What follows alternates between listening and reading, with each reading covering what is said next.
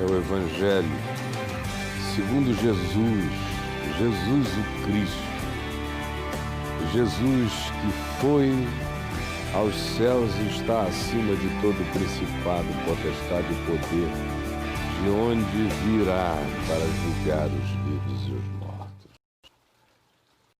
Hoje eu lerei aqui no Evangelho de Lucas, nas imediações dos textos que falamos nos últimos 2 dias, só que hoje no capítulo 12, no verso 35, de onde eu começarei a ler, que diz assim: cingidos estejam os vossos corpos e acesas as vossas candeias, ou seja, estejam prontos, não estejam nus, para não terem que procurar nem roupa, já estejam prontos, vestidos, e com lâmpada na mão, para não terem que pensar como é que vocês vão fugir na escuridão.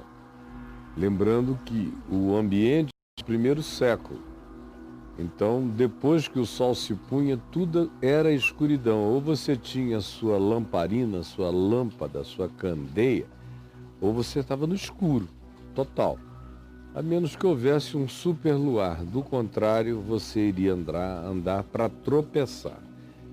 Então, o que Jesus está dizendo é sobre estar de prontidão para os tempos, para as horas, para as ocasiões, para a vida. É como quem diz, durma vestido com a lâmpada na mão. Então ele diz, sede vós, ou sejam vocês, semelhantes a homens que esperam pelo seu Senhor. Outra vez é um ambiente antigo, onde os cuidadores, os servos ficavam esperando a volta em algum dia, em alguma hora do seu Senhor. O proprietário não ia e voltava todo dia, lhe dava às vezes missões de cuidado daquilo que lhe pertencia e podia ficar anos distante. Portanto, esse é o ambiente de demora, de espera. É uma palavra para os servos de um Senhor que demora a voltar. Sede vós semelhantes a homens que esperam pelo seu Senhor, ao voltar ele das festas de casamento, para que quando vier e bater a porta, logo lhe abram. Não haja demora, prontidão é o sentido do que Jesus está dizendo. O Senhor de vocês, é uma parábola, vai demorar, é o que ele está dizendo. Vai demorar. E vocês têm que estar de prontidão. Vai parecer demorado demais. Portanto, ele diz, bem-aventurados, felizes, aqueles servos a quem o Senhor, quando vier, os encontrar em pé, vigilantes, vestidos com luz na mão. Em verdade, vos afirmo que ele, o Senhor, há de cingir-se, vestir-se e dar-lhes aos servos lugar à mesa.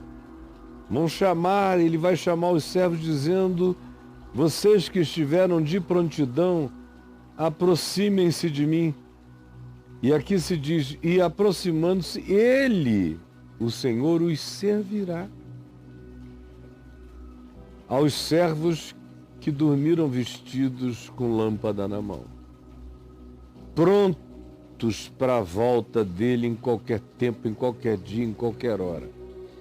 A esses, Jesus diz, o Senhor, quando voltar, botará a mesa e os servirá. Os servirá. Quer ele venha na segunda vigília, quer na terceira, ou seja, não importa a hora da madrugada, bem-aventurados serão eles, se assim o Senhor os achar, vestidos e com lâmpada na mão, prontos para qualquer hora, para qualquer tempo, para qualquer ocasião. Sabei, porém, isto. Tem um porém aqui. Que se o pai de família soubesse a hora a que havia de vir o ladrão, ele vigiaria e não deixaria arrombar sua casa, é óbvio. Mas o que ele está dizendo é: ninguém sabe quando será esse dia, essa hora. Ninguém. Portanto, quando chegam a você dizendo o dia, a hora, e estabelecendo perspectivas proféticas, e fazendo leitura de sinais e dizendo não passará desse tempo ou daquele tempo, é sempre mentira. Sempre. A menos que você goste de ser enganado. Mas Jesus disse: não, ninguém sabe a hora. Ficai também vós apercebidos, vigilantes, porque a hora em que não cuidais, a hora em que ninguém estará esperando, assim como ninguém está esperando o ladrão e ele chega, nesse dia, nessa hora da não espera, o Filho do Homem virá. Então Pedro perguntou: Senhor, proferes esta parábola para nós ou também para todos? Ou seja, os crentes estão sempre querendo um tratamento especial, uma revelação especial, um segredo que não é contado a ninguém, só para eles. E é disso que vivem os falsos profetas, de dizer que Deus lhes falou o que não falou para ninguém. E o próprio Pedro, como um bom crente, sofre dessa tentação de pensar que se você serve a Jesus de maneira apercebida e cuidadosa, você terá uma revelação especial. É para todos ou é para nós também? Ou para nós vai haver uma indicação diferente? Haverá um tratamento especial para os crentes? É o que ele está perguntando. Então, disse o Senhor a Pedro: escuta, Pedro, quem é, pois, o mordomo fiel e prudente a quem o Senhor confiará os seus conservos, os seus bens, as suas coisas, para dar-lhes o sustento a seu tempo? Quem é? Quem é o cara? Pedro está querendo saber se ele vai ter uma revelação especial, diferente dos demais outros seres humanos, acerca de quando Jesus voltaria. E Jesus está dizendo: a questão é outra. Vocês não vão ter revelação especial nenhuma. O que vocês têm é uma responsabilidade adicional enorme, porque vocês também não saberão e terão que viver como os mordomos. A superioridade de vocês não é na informação de quando eu volto, é no compromisso irresponsável de cuidar de todos, de cuidar dos outros, de manter todo mundo vigilante, pronto, com o espírito em estado de percepção atenta. Por isso a questão não é se será dado alguma revelação especial a vocês, a questão é outra, é que vocês receberam uma responsabilidade maior. Por isso, bem-aventurado aquele servo a quem o seu Senhor, quando voltar, o achar fazendo as coisas certas, cuidando dos irmãos, dizendo a palavra da verdade, mantendo todos acordados, atentos, vigilantes. Verdadeiramente vos digo que lhe confiará todos os seus bens. A esse que dorme vestido e anda com lâmpada na mão e que não vacila, que não brinca com a invasão do ladrão, que sabe que não há nenhuma revelação especial sobre o dia da volta do Filho do Homem e que cuida de tudo, como se cada momento, cada dia, em cada vigília, em cada hora, o Senhor fosse voltar. Esse é o indivíduo a quem se procura. Esse é o mordomo da casa de Deus. Verdadeiramente vos digo que a esse o Senhor confiará tudo. Vai ser herdeiro e co-herdeiro com Cristo de tudo quanto de Cristo seja, e não há nada que dele não seja, não há nada que a ele não pertença. Será herdeiro, irmão com o primogênito entre muitos irmãos, herdeiro cósmico, herdeiro universal, herdeiro transuniversal, herdeiro de todas as percepções, consciências e glórias de Cristo. Verdadeiramente eu vos digo que a esse ele confiará tudo. Mas se aquele servo disser consigo mesmo, não vem mais não. Não vem mais não, a gente já está esperando há muito tempo. Muito tempo, no nosso caso, uma promessa de 2000 anos. Perdi a esperança, como eu encontro muita gente que me diz, eu acredito ainda no céu, na eternidade, mas que Jesus vai voltar para a terra, não acredito mais não. Não vem mais não. Eu me desesperancei disso. Você sabe do que eu estou falando. E eventualmente você é um desses a quem eu esteja falando. Eu encontro há muitos anos pastores que cuidam de pessoas que supostamente são aqueles que vivem para cuidar, para ajudar, para manter a lâmpada de todos acesa e convidar todos a dormirem vestidos, mas que pedem esperança, e muitos têm me dito no curso dos anos, e nesses últimos tempos tem muita gente que caiu nesse vazio. São aqueles servos que dizem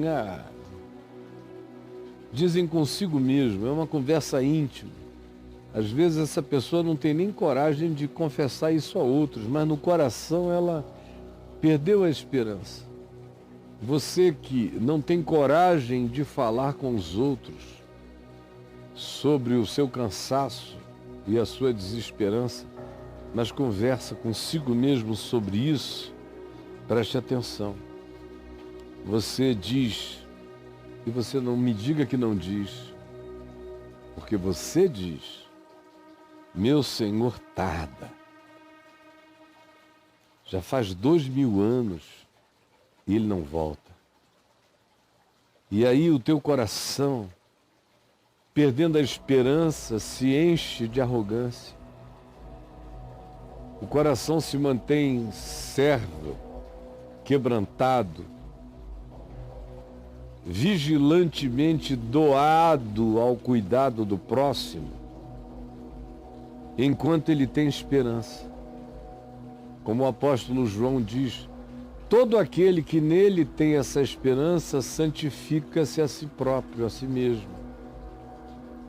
A santidade do meu coração é do tamanho da esperança viva, da minha expectação em relação ao fato de que o Senhor vem. Pode parecer demorado, mas não vai demorar mais do que o tempo da minha vida, que é curto.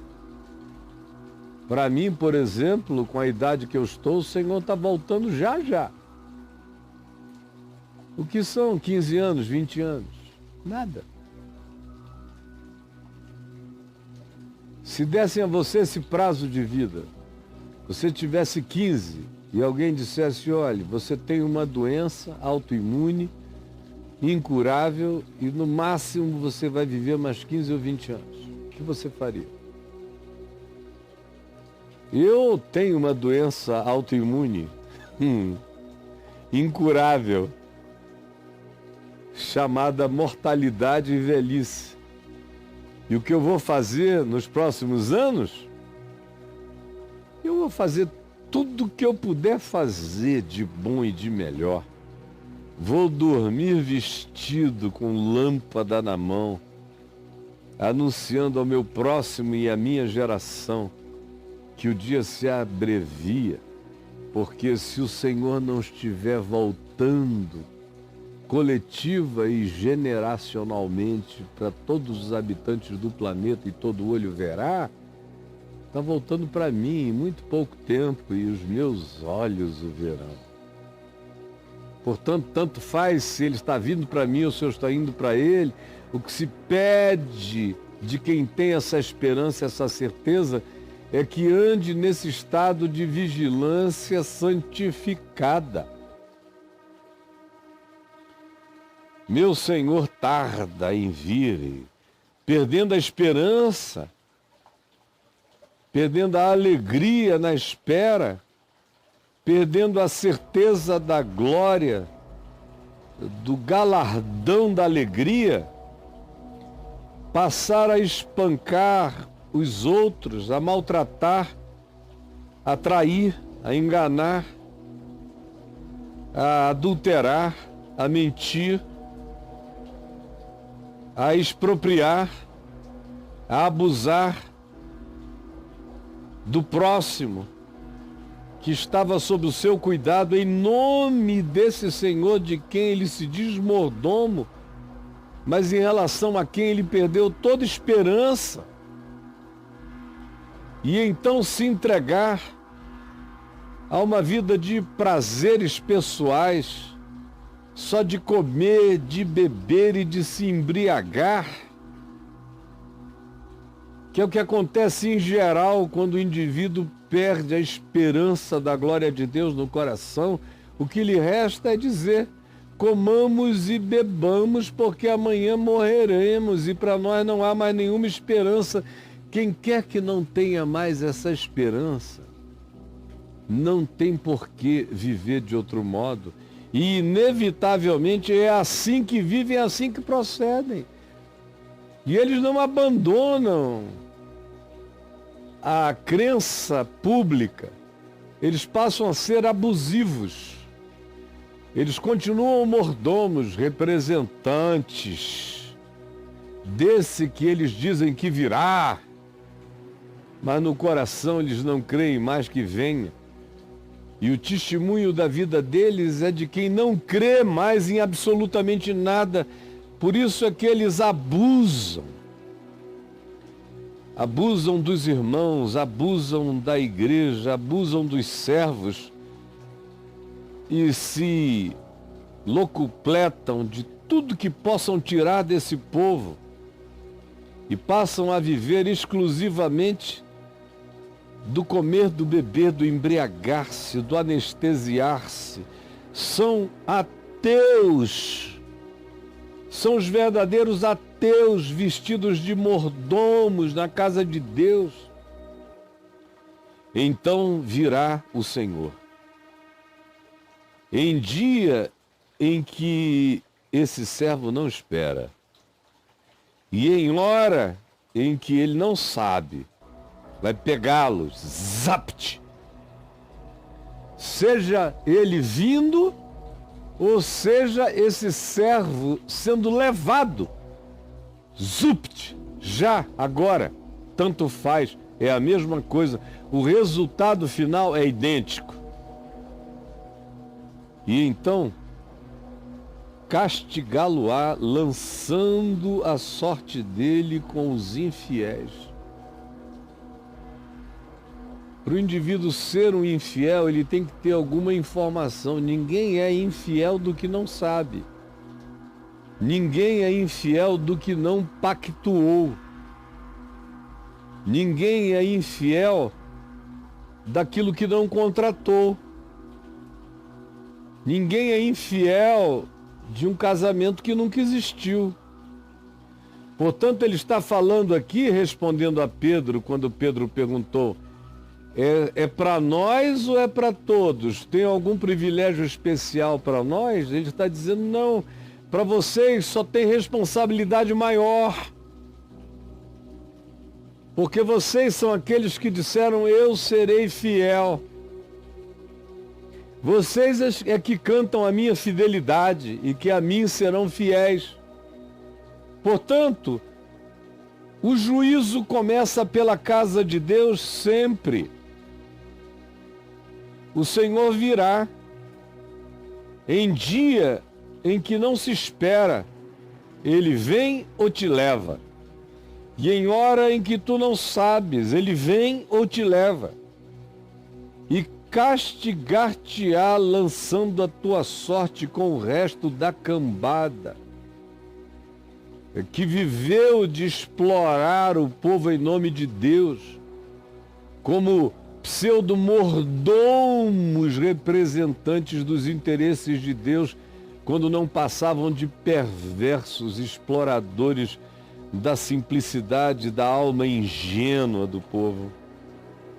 Aquele servo, porém, algum servo, porém, que conheceu a vontade do seu Senhor, sabia de tudo. E não se aprontou, não dormiu vestido com lâmpada na mão, nem fez segundo a vontade do Evangelho, segundo o ensino, mas corrompeu a palavra, não fez a vontade do seu Senhor, não praticou o que ele disse que tinha que ser praticado, com ele presente ou com ele ausente, tanto faz. Esse será punido com muitos açoites. Muitos. Não há uma eternidade aqui. Não se diz esse será punido eternamente. Só se diz quem soube e esqueceu do que sabia e viveu como se nada soubesse e ainda induziu outros ao erro, será castigado junto com os infiéis.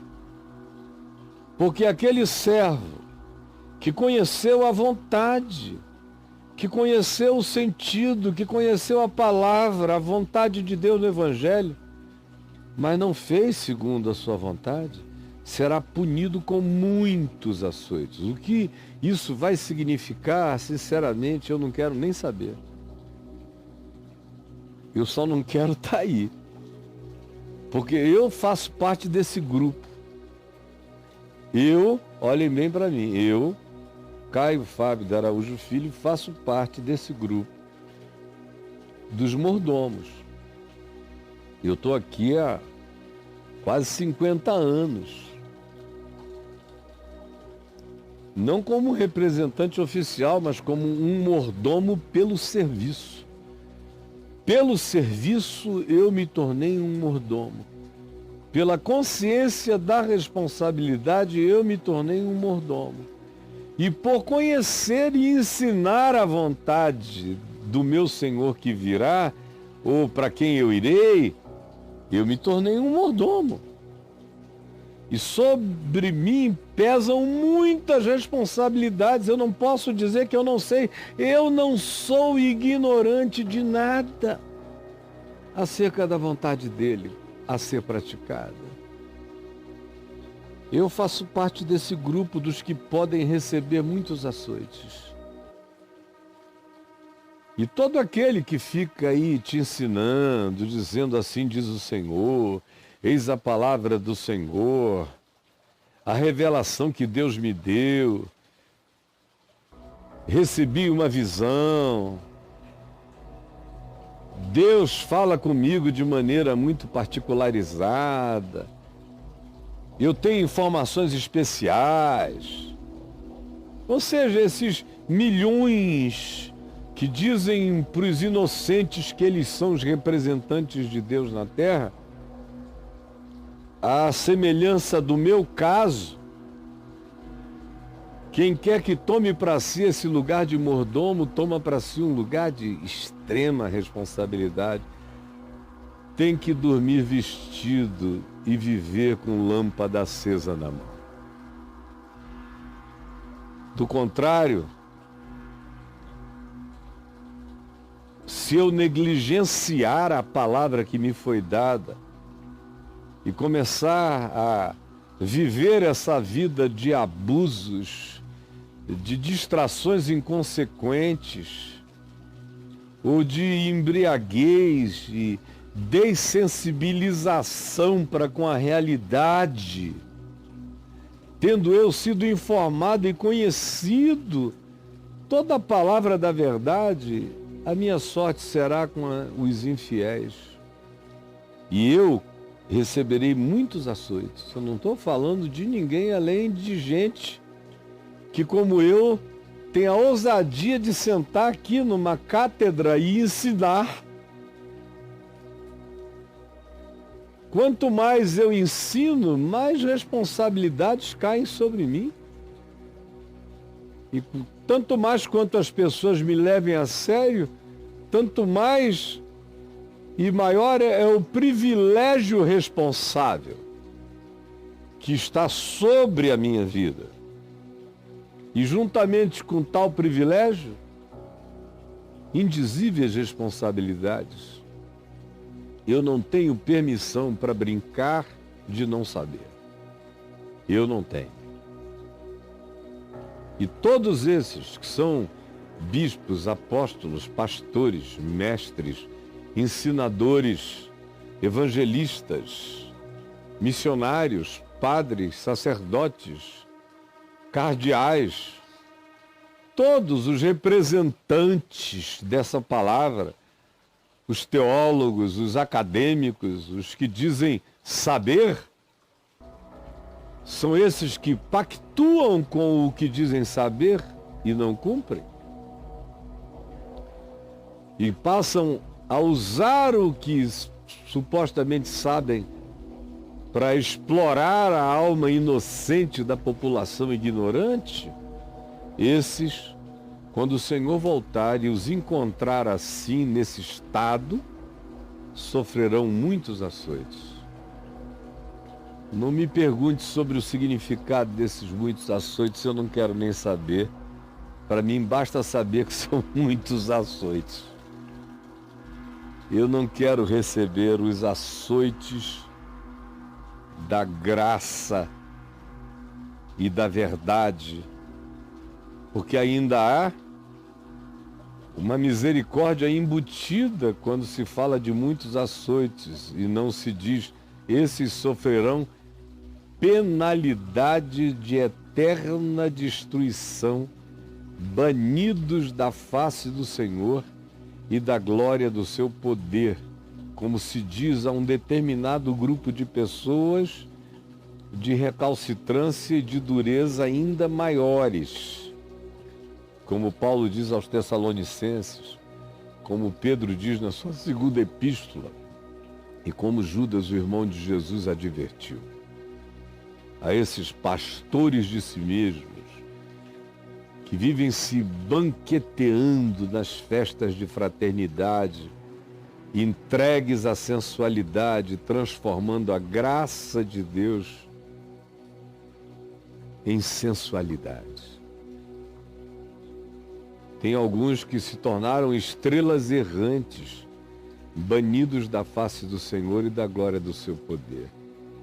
Esses aqui, que souberam a vontade, não ensinaram, não praticaram e se entregaram ao que não deveriam se entregar, receberão muitos açoites, mas ainda há uma esperança latente na disciplina desses mordomos inconsequentes.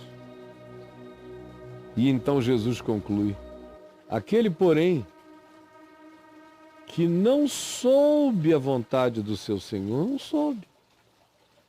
Era ignorante, absolutamente ignorante. Não soube. E fez coisas dignas de reprovação, porque não sabia, nunca soube.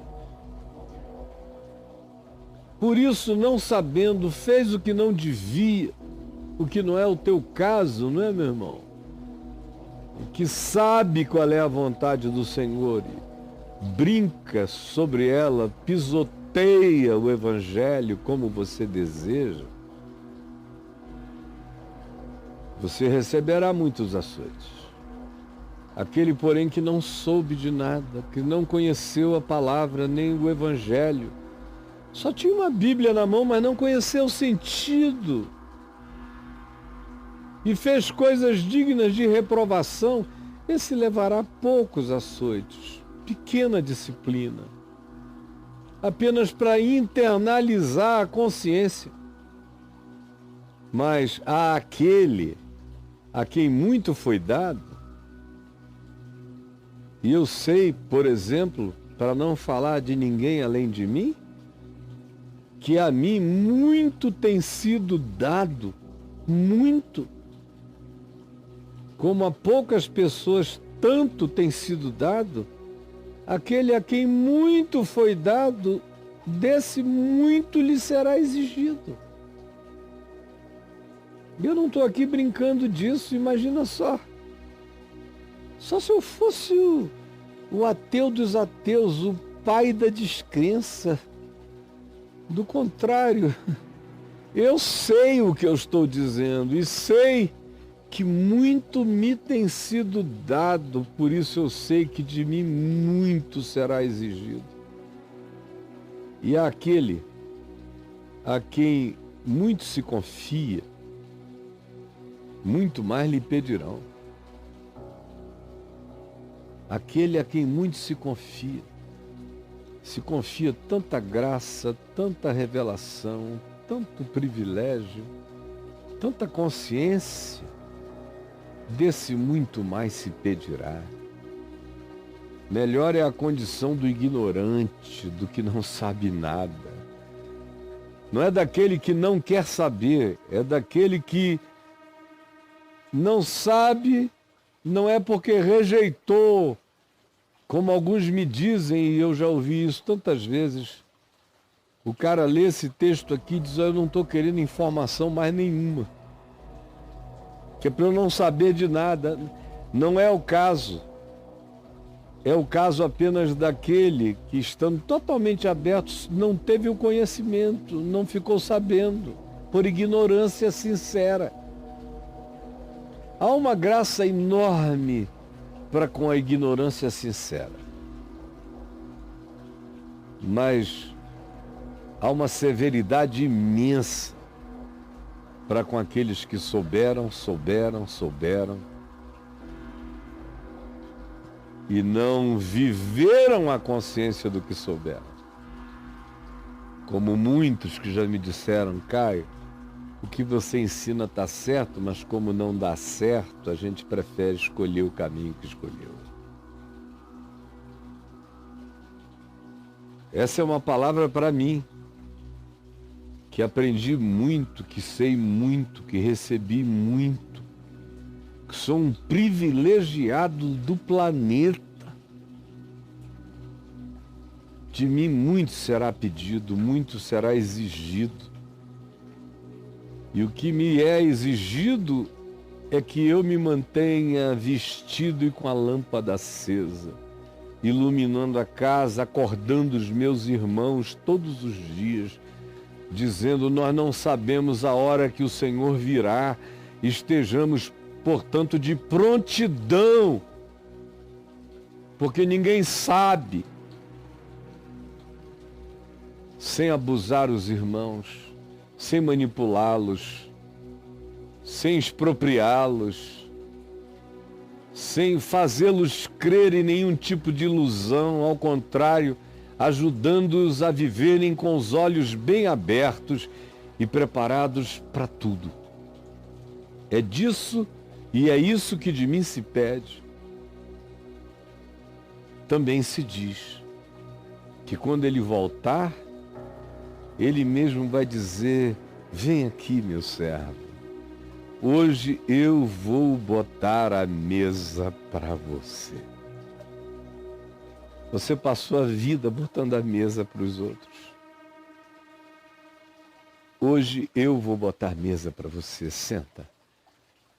Hoje eu sou o servo do teu galardão, senta.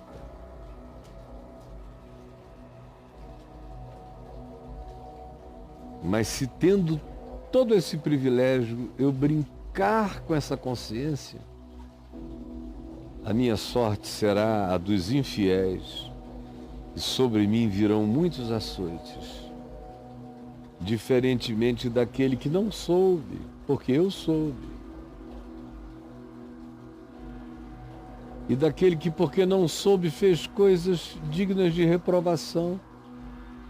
Eu já fiz coisas dignas de reprovação, pelas quais me arrependo no pó e na cinza.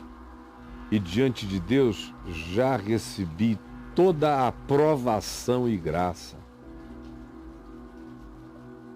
Não levarei nenhum açoite. Já foi tudo levado por Jesus na cruz. Mas quem não vive para manter comunhão com os sofrimentos de Cristo nesse tempo da espera da sua volta ou da nossa volta para Ele, esse levará açoites, alguns muitos, dependendo do quanto sabiam e não quiseram praticar, outros poucos, dependendo daquilo que não sabiam. Por isso, fizeram o que não deveriam. No entanto, àquele a quem muito foi dado, será muito exigido. Também, aquele a quem muito se confia, também se saiba desse muito mais se pedirá. Quem é você nessa história? Quem é você nessa parábola? Tem um monte de gente ali dizendo, não, eu sou só o coitadinho. Coitadinho nada, cara. Você só é enganado porque gosta, porque quer, porque não quer saber, porque não quer aprender, porque não quer se comprometer. Porque eu estou aqui para testemunhar que a palavra do Evangelho da Verdade tem sido compartilhada com esta geração dia após dia. Está aí espalhada no vento, só não fica sabendo que vontade é essa, o coração que se fechou e se bloqueou, achando que é possível praticar a trucagem, viver da treta que diz, não, eu não vou nem ouvir o que o Caio tem a dizer, que é para eu não ser responsabilidade com aquilo, para eu não ser responsabilizado com aquilo que eu não quero praticar. Quem tem essa lógica defensiva já é comprometido com a própria evasão da infidelidade, que não permitirá que você seja categorizado como aquele que estava num estado de sincera ignorância. Esse é o Evangelho de Jesus. Claro, nu, tosco, no osso, na verdade, sem polimento, completamente extravagante naquilo que declara. Senhor Jesus, que a tua palavra, que é tua, que é verdade, me penetre, me fira, me traspasse, me transfixe e me mantenha vestido de dia e de noite com lâmpada na mão, sabendo que aquele a quem muito se dá, desse muito se pede. E permite que aqueles milhares e milhares de mordomos que se servem ao invés de servir, se servem do teu povo. Número cada vez mais crescente de abusadores da verdade e da sinceridade e da ignorância humana, tenham ainda a chance de se acordar antes que se grite que já não há mais tempo. Ou porque tu chegaste, ou porque nós fomos jogados na presença da luz da verdade. É o que eu te peço por mim e por cada um. Em nome de Jesus. Amém e amém.